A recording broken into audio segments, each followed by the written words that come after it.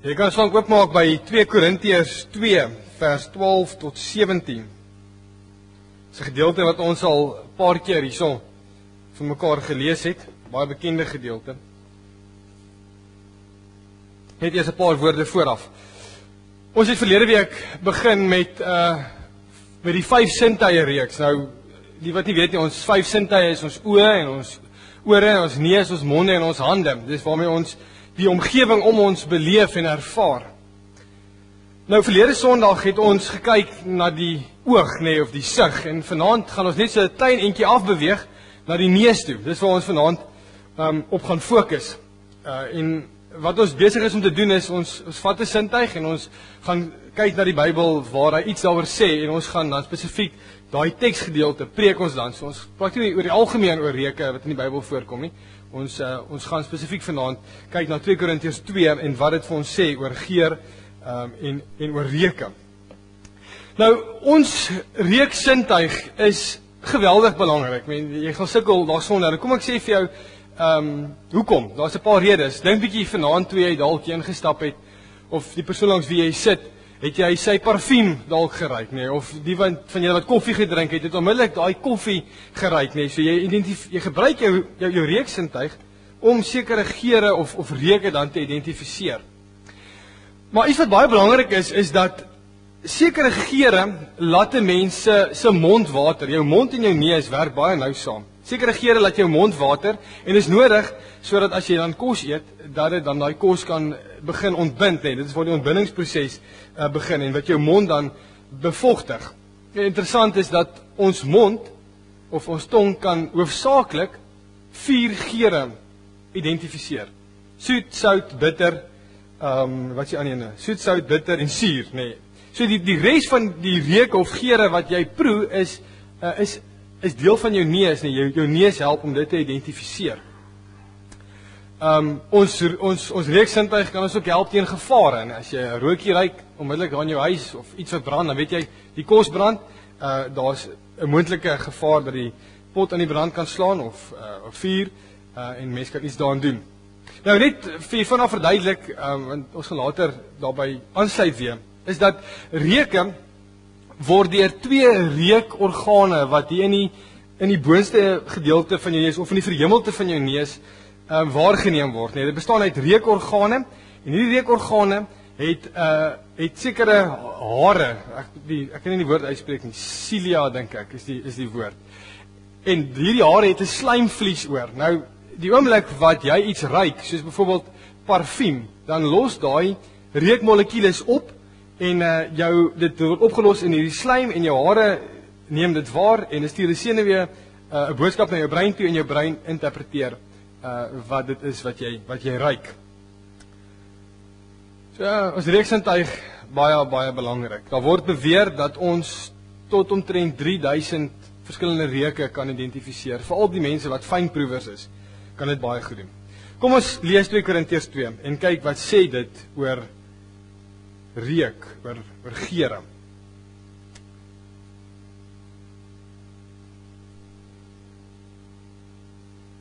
Daar hier is die 4de brief wat Paulus aan die mense in Korinthe skryf, net voordat hy die tranebrief geskryf, en hy is baie bekommerd om te hoor hoe hulle gereageer het op hierdie brief. Hy het vir Titus gestuur om dit te gaan om vir 'n boodskap terug te bring.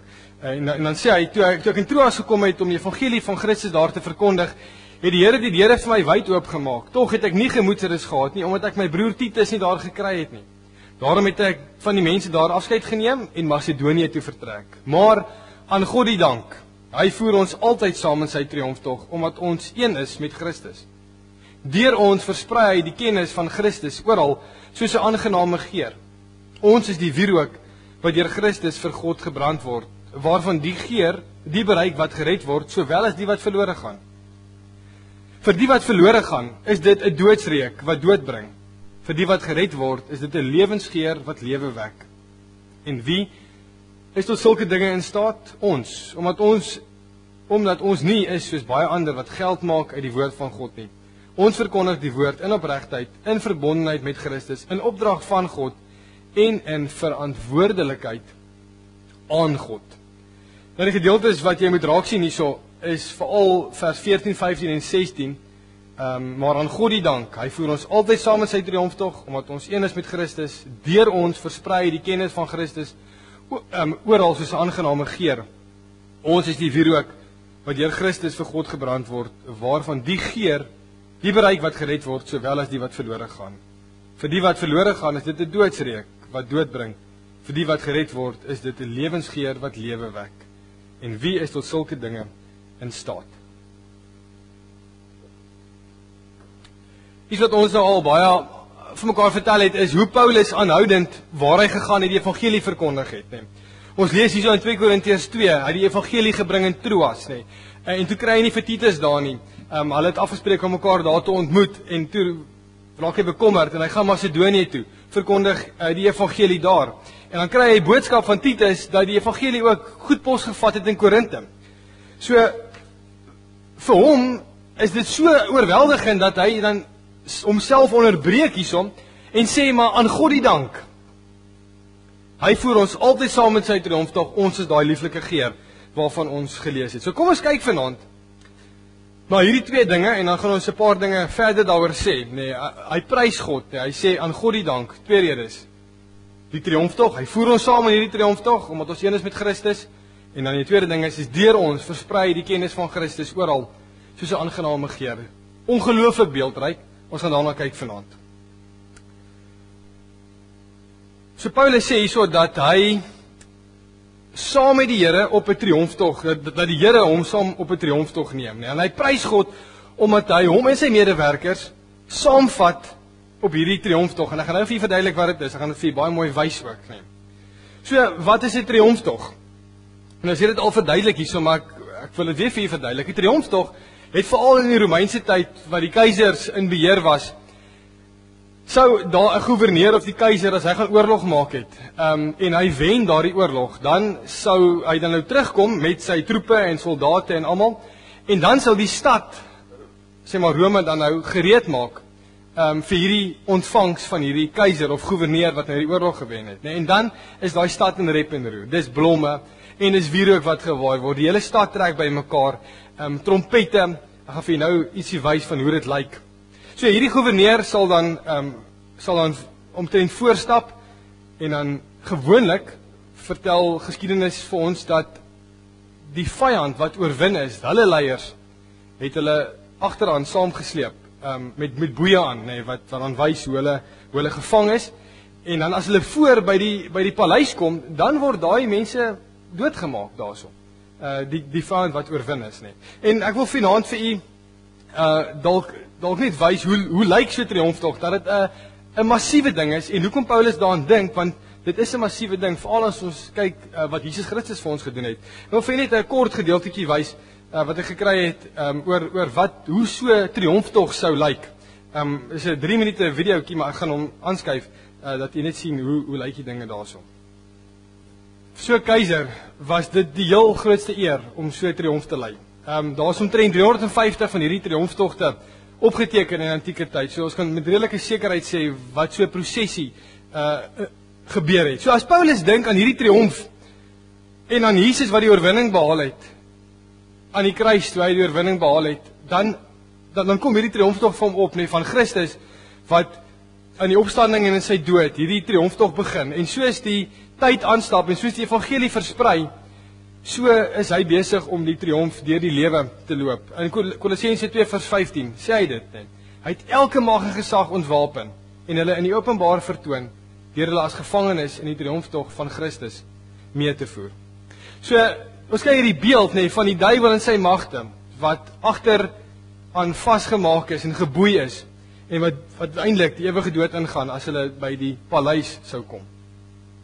So, ek het dit genoem, nee, want deur Jesus se opstanding het hy hierdie triomf begin, en deur die geskiedenis, soos die tyd verloop, soos die evangelie versprei, sien Paulus, nee, in Troas, Macedonië, Korinthe, nee, baie jare later in Suid-Afrika, en elke dag waar ons besig is om die evangelie van Jesus Christus te verkondig, is die triomf besig om plaas te vind. Nee.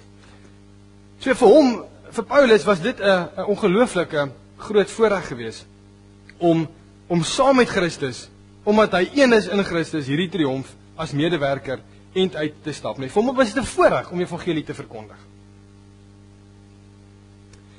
Ek en jy het daai voorreg. As jy deel is, Christus glo, as jy bereid is om ook die evangelie te verkondig, dan is jy deel van hierdie triomf. En dit is 'n oorwinning wat ons moet aankondig, nê. Jesus leef en omdat hy leef, leef ek en daarom wil ek nie sien dat ander mense doodgaan nie. Nee, ons moet nie hierdie dinge vir onsself hou nie. Dis iets wat is ons selfsugtigheid wat uit ons uitgegiet moet word na ander mense toe. Wel, iemand het baie mooi verstaan en dis dalk iets wat ons baie keer vir onsself toesê, is dat ons dink dis ons wat in hierdie triomftog stap, nê. Maar jy het nie 'n aandeel in hierdie triomf, die feit dat jy daar is nie. Dis die Here wat in jou werk om dit te doen, nê, wat deur sy Gees in ons werk om dit te doen. So in die eerste plek, as ons kyk na hoekom Paulus vir die Here dank, sê hy, ek dank God omdat hy my deel maak van hierdie triomftog. Dis nie uit jouself nie. God maak jou deel hiervan. Hy gee jou die vermoëns. Hy gee die Gees om die woord te kan sê waar jy kom. En dan die tweede rede, hoekom Paulus vir God dank, is hy sê, deur ons versprei die kennis van Christus oral, soos 'n aangename geur. Hierdie beeldspraak van die reuk wat versprei word, is 'n verwysing na die wierook wat gebrand is. Ek weet nie of jy gesien het, daar aan die einde van die video, was daar geweldig baie rook gewees, daar waar die priesters gestaan het, dis wierook wat gebrand is. Ons gaan nou ietsie daaroor sê. Maar as 'n Jood, dink Paulus terug aan die Ou Testament, as hy van hierdie aangename geur praat, wat ons die wierook is wat versprei en hierdie kennis van Christus, wat 'n aangename geur is van God. Die woord aangename geur kom geweldig baie voor in die Ou Testament. Kom ek verduidelik vir u waar dit vandaan kom. En aangesien ons vanaand oor reuke gesels en die neus, Ou Testament is vol daarvan. En ek wil vir u verduidelik waar dit vandaan kom. Dink bietjie aan die tabernakel. Nee, onthou dat die tabernakel was nou daardie tent gewees wat die volk saam gedra het en opgeslaan het toe hulle van Egipte getrek het na die land Kanaan toe. Nou hierdie tabernakel was die simbool, kan ons maar sê, van God se teenwoordigheid. En daarsom het 'n bepaalde paar dinge gebeur en ek wil vir u wys hoe het dit gelyk in daardie tyd. Moet net kry, waar is hy nou? Hier is hy. Hoe het dit gelyk, nee? Hierso is 'n tipiese voorstelling van hoe so iets sou lyk in daai tyd, die tabernakel met almal wat rondom die tent dan nou kamp. En as jy nou 'n Israeliet is wat nou met jou skaap, want jy moes nou offer vir jou sondes, hulle het nie vir Christus gehad nie. As jy nou daar rondloop op die plein, kan mens maar sê, dan sou jy baie beslis 3 reuke kon erken. En ek wil vir u dit van nader af wys, as ons nou ingaan, bietjie dieper ingaan hier in die tabernakel in. Maar buite die tabernakel, buite die hof of die plein, sou jy heel eers die reuk gekry het, 'n stankreuk. Dit was die reuk van die diere wat geoffer is, velle en binnegoed en pote en daai goeders, dis buitekant verbrand, nee. Die Bybel gee vir ons daai insig om dit te kan weet. En dan as jy nader kom aan hierdie tabernakel of hierdie hof, die binnehof, as jy nou aangestap kom met die dier wat jy wil offer, dan sal jy 'n volgende reuk geruik het en dit is die van vleis wat op vuur gebrand word. Tipies sou dit iets gewees het dat jy instap by die binnehof en dan hier is die priesters besig om dan jou skaap of jou duif of wat ook al, hierso is hulle besig om dit dan te offer. So dis die tweede reuk wat jy sou ruik as jy 'n Israeliet was in daai tyd. Onthou nou ons is besig om te dink aan Paulus wat terugdink aan hierdie aangename geur en hierdie reuk wat versprei. En dan is daar 'n derde reuk wat u sou weet wat baie voorkom in die Bybel en dit is in die binnekant van die tabernakel. Sou jy die priesters gekry het wat elke oggend opgestaan het en dan sou hulle wierook gevat het en dit dan brand binne in die tabernakel tot eer van God. En hierdie reuk sal dan opstyg en dit sal versprei. Ons kan sê die kennis van God se teenwoordigheid is 'n soet geur sou versprei oor al die Israeliete wat daar gewoon het. En dis iets wat hulle dan sou geruik het. So hierdie kennis van God word dan in die wêreld in versprei. Iets wat mense kan aflei uit hierdie gedeelte uit. So as Paulus dink aan hierdie hele ding van offer en van geur en van wierook, dan dink hy dat sy lewe 'n offer is, wat 'n aangename geur is vir God as hy sy lewe uitgiet of sy lewe gee nie. Hy noem dit 'n aangename geur van Christus, want hy het hierdie offers in gedagte, waar sy eie lewe as 'n offer beskou word en dit 'n aangename geur afgee tot eer van God. En as jy 'n bietjie verder gaan kyk in die Nuwe Testament, dan word dit vir ons gewys dat daar is 'n paar dinge wat die Here aangenaam vind.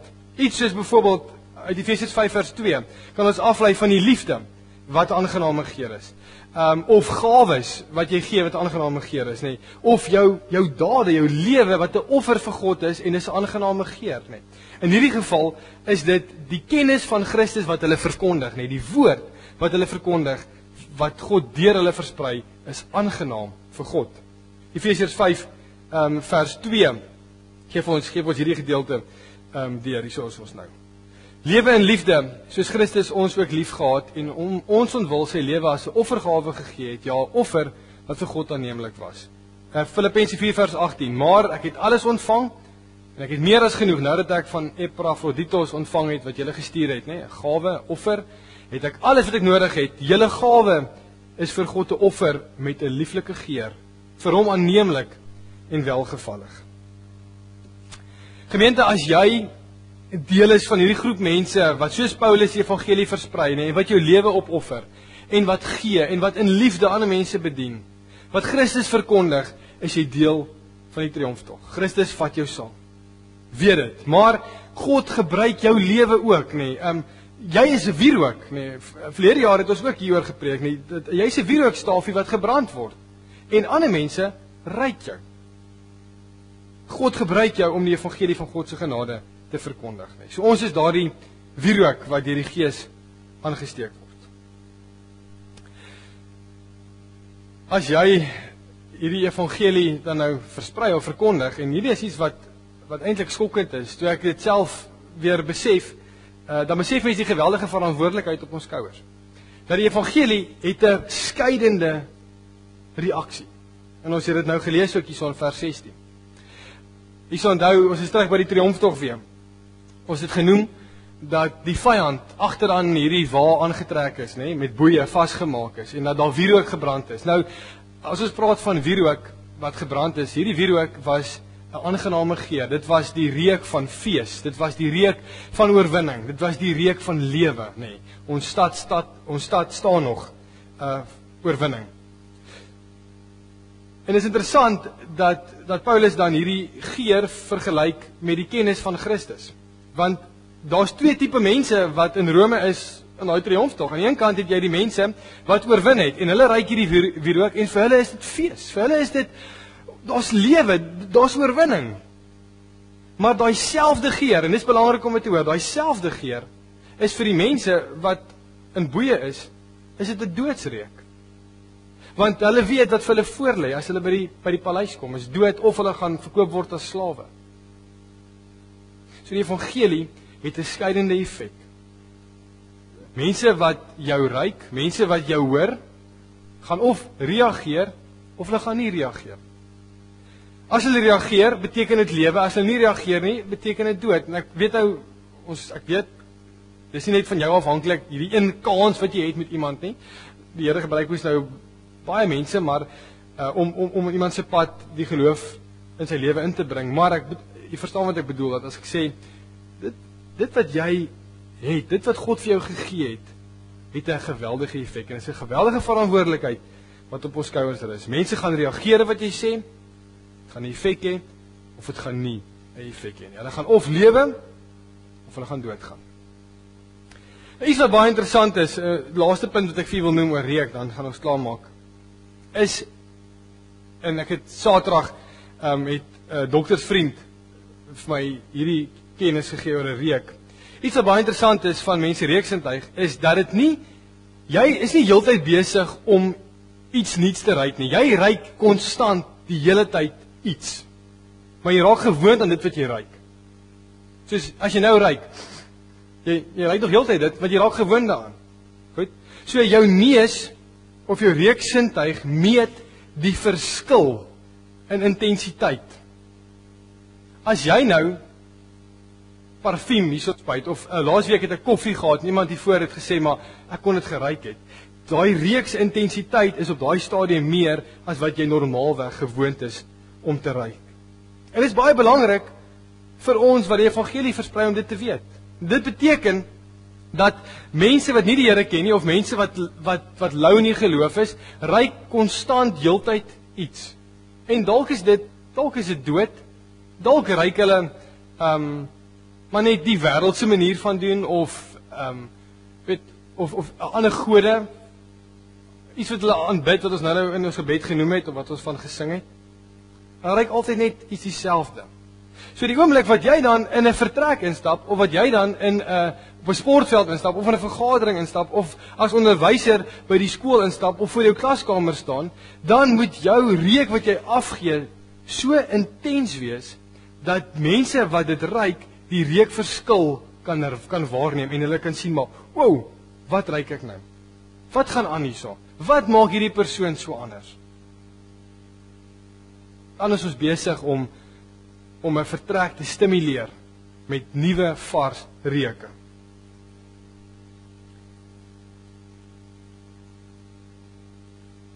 Is dit vir jou 'n voorreg om te deel in die triomftog? Het jy vanaand tot die besef gekom dat God jou gebruik? Jy is daai wierookstaafie nie. Hy gebruik jou om die geur te versprei, en is vir God aangenaam as dit gebeur. Hy hou daarvan. Dink terug aan daai offers, nê, wat ons gepraat het van daar in die tempel of in die tabernakel. Besef jy dat die geur wat jy versprei of lewe beteken vir mense of dood beteken? Dieselfde evangelie het 'n lewende uitwerking of 'n dooie uitwerking. En wat is die intensiteit van jou reuk wat jy afgee? Watter geur skei jy af? Of is jy ook maar so dit wat jy nou ruik? Is jy daai ou? Of is jy daai persoon wat in 'n vertrek kom en ek wil dit vergelyk met iemand wat parfuum spuit net. Wat jy ruik, maar wow, hierso is iets nou. Iets het nou my neus gestimuleer. Is jy daai ou? En daar's baie maniere om uit te vind hoe om daai persoon te wees. As jy nie weet hoe om daai persoon te wees nie, rus jouself toe. Weet, ek sit konstant in my lesenaar en dink, Christus het vir ons hierdie groot gebod gegee. Die laaste ding wat hy vir ons gesê het is die groot opdrag. Maak mense my disippels, wees anders, volg my. As dit is, nee, wat die koning van die heelal van ons vra, hoekom gee ons dan so min aandag aan ons reuke wat ons afskei? Is dit vir ons maar alright om net te ruik wat ons nou ruik? Is dit maar alright vir mense as jy in 'n vertrek instap om maar net te ruik wat hulle nog heeltyd ruik? Is dit goed? Is dit goed genoeg? Is dit wat God wil hê? Is dit waarvoor hy gesterf het? Ek weet. Ek twyfel.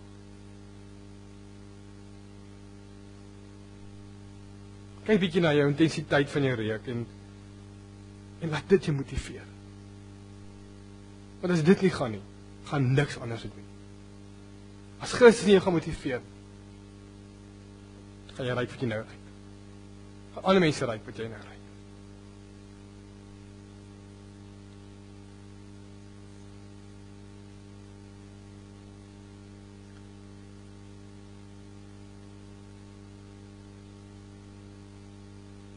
Kom ek gaan vir ons voor 'n gebed. Grote God, Hemelse Vader, driemaal heilig is U naam. Net weer as ons voor U kom verskyn vandag, soos elke dag, om ons lewe as 'n offer te gee wat vir U aanneemlik is. Here, dis nie vir ons goed genoeg om net normaal te ruik. Om 'n normale geur af te gee wat almal elke dag ruik. Steek ons aan die brand. Hierdie gemeente het nodig om aan die brand gesteek te word. Sodat die kennis van Christus, Here, die woorde, die kan verkondig word. As iemand nie Jesus Christus ken nie, of van hom hoor nie, hoe gaan hy in hom kon glo? Vader, dis wat U vir ons sê.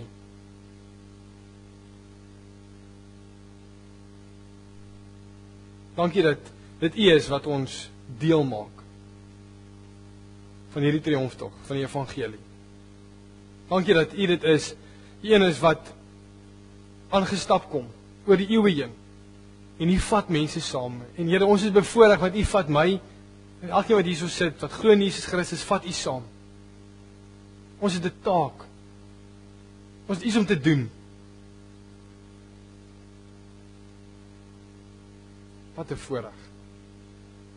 Dankie daarvoor, Here. Gee ons asseblief die gawes om dit te kan doen.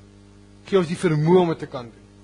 Gee dat elkeen wat vandag hierso sit, Here, ek bid vir elkeen wat hierso sit, dat hulle regtig sal gaan kyk in hulle harte. Wat dit is wat hulle afgee en wat ander mense reik.